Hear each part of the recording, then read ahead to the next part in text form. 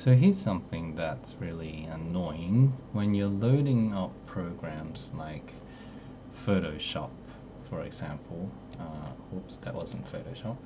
Photoshop, for example.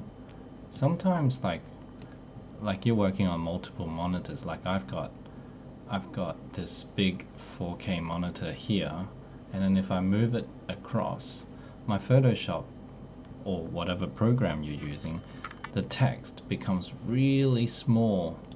And you might find that when you have multiple monitors, and it's just super annoying. So how do you fix that? It's a DPI issue, or dots per inch.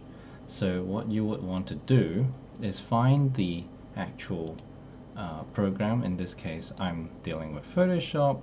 You're gonna go to open file location, so you find your shortcut and then you go to the file. So you find the executable, in this case the application that's in question is Photoshop Elements. We're going to go to properties, and then inside properties you're going to go to the compatibility mode, and when you go to the compatibility tab you're going to select change high DPI settings.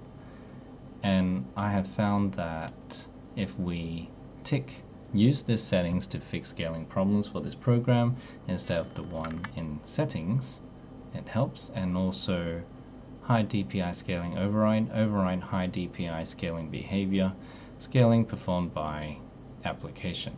So the application, sometimes it loads up on the big 4K monitor, and then when you want to move it to the other monitor because you want to work on the bigger monitor with your other stuff, then the DPI goes wrong. Okay, so you press OK, and then when you start it, it's going to be all proper again. So I have one on this end, and then when it's on the other end, it now looks normal.